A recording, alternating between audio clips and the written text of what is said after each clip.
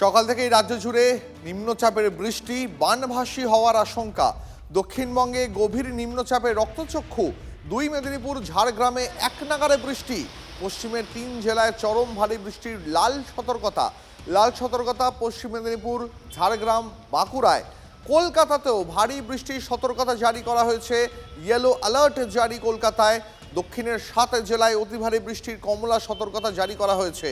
কলকাতার পাশাপাশি হাওড়া, হুগলিতেও অতি ভারী বৃষ্টির আশঙ্কা। বিপদ বাড়তে পারে ডিভিসির জলেও। আমাদের সঙ্গে এই মুহূর্তে সহকর্মী দেবব্রত রয়েছেন। আমি দেবব্রতর কাছে একবার দেখতে চাইবো কলকাতা শহরের এই মুহূর্তে ছবিটা ঠিক কি। দেখো, এই মুহূর্তে আমরা রয়েছি বিবাদী বাগ চত্বরে। আমার সহকর্মী দেবব্রতকে বলবো দেখানোর জন্য একের পর এক যে যানজট এখানে তৈরি হচ্ছে এবং যে গাড়ির যে গতি তা কিন্তু কমে গেছে। কলকাতা শহর জুড়ে একাধিক রাস্তা, Gariahat, Rashbehari Avenue, central Avenue এবং শিয়ালদা চত্বরে কিন্তু যানজট তৈরি হয়েছে এবং একাধিক জায়গায় রাস্তায় জল জমতে শুরু করেছে।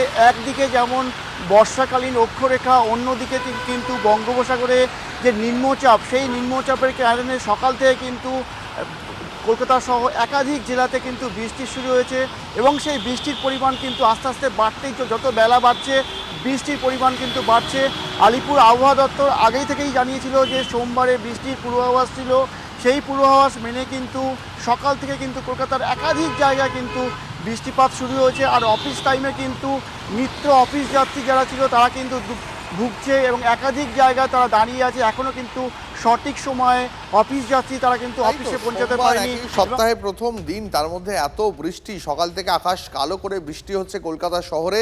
নিত্যযাত্রীদের সমস্যা তো হবেই, স্বাভাবিক। আমাদের সঙ্গে থাকো, আমি আসবো তোমার কাছে পরবর্তী আপডেট নিতে। আমাদের সঙ্গে আরও এক সহকর্মী সৌমেন এই মুহূর্তে রয়েছেন মেদিনীপুর থেকে, হলদিয়া থেকে রয়েছেন সৌমেন স্পেসিফিক্যালি। সৌমেন, মেদিনীপুর জুড়ে ভারী বৃষ্টি, একনাগাড়ে বৃষ্টি তো চলছে, এই মুহূর্তে কি অবস্থা?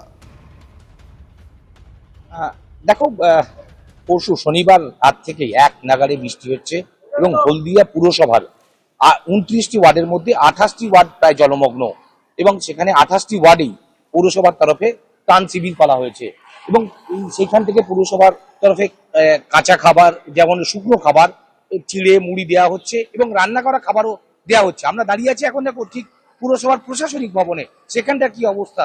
সেখানে পুরো জলের তলায় চলে গেছে এবং এসেছে ওয়েস্ট বেঙ্গল রেস্কিউ টিম, এসছে যেটা সিভিল ডিফেন্সের রেস্কিউ টিম, তারা এসছে এবং ফায়ার সার্ভিস থেকে লোকজন এসছে যাতে ওয়াটার লগিংটা কিছুভাবে যেভাবে হোক কমানো যায়। কিন্তু কিছুতেই কিছু করা যাচ্ছে না, কারণ কি জলের স্তর, শহরের যে জলের স্তর সেটা উঁচু হয়েছে এবং নদীর জলের স্তর উঁচু হয়েছে, কিন্তু তাহলেও কিছুতেই জল যাচ্ছে না নদীর দিকে। অনেকভাবে চেষ্টা করা হচ্ছে।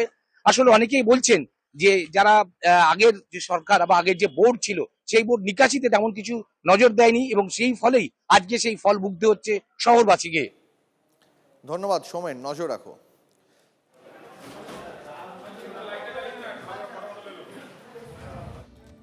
টানা বৃষ্টির জেরে ঝাড়গ্রামের বিস্তীর্ণ অঞ্চল ইতিমধ্যে জলমগ্ন। টানা বৃষ্টির জেরে তারাফেনী নদীর ঢোলঢাঙ্গা কসবের উপর দিয়ে জল বইছে। বিনপুর 1 এবং 2 নম্বর ব্লকের বেশ কয়েকটি গ্রামের সঙ্গে ঝাড়গ্রামের সড়ক যোগাযোগ ব্যবস্থা বিচ্ছিন্ন, বন্ধ হয়ে গেছে যান চলাচল।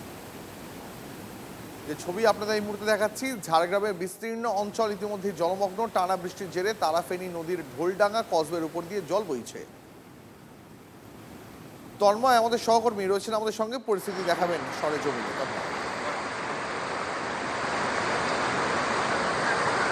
এই মুহূর্তে ঢোলভাঙ্গা যে কজের উপর দিয়ে দেখাবো ছবিটা। এই মুহূর্তে কজের উপরে জল বইছে, এই যোগাযোগ বিচ্ছিন্ন হয়েছে। ঢোলভাঙ্গা বিনপুর এবং বক্সি যে রাস্তা, সেই রাস্তার উপর দিয়ে জল বইছে এবং যার ফলে যোগাযোগ বিচ্ছিন্ন হয়েছে। সকাল থেকেই সাধারণ মানুষ দাঁড়িয়ে রয়েছেন, তারা না সমস্যায় পড়েছেন, কারণ এই নিত্য নৈমিত্তিক যারা এই অঞ্চলে যারা থাকেন তারা বাজার করেন এই ঝাড়গ্রাম এবং বিনপুর বাজার থেকে, এবং তারা যাতায়াত করতে না পারায় তারা সমস্যায় পড়েছেন। আর অল্প বৃষ্টি হলে এই ঢোলভাঙ্গা কজের উপরে জল থাকে, যার ফলে সাধারণ মানুষ সমস্যায় পড়েন। এই সমস্যা তন্ময়, বুঝতে পারছি পরিস্থিতি প্রতিকূল, তুমিও সাবধানে কাজ করো। এই মুহূর্তে যে ছবি আপনাদের দেখাচ্ছিলাম, আপনারা দেখতে পাচ্ছেন ঝাড়গ্রামের টানা বৃষ্টিতে বিস্তীর্ণ এলাকা জলমগ্ন। তারাফেনী নদীর উপরে ঢোলডাঙ্গা কসবে, সেই কসবের উপর দিয়ে জল বইছে।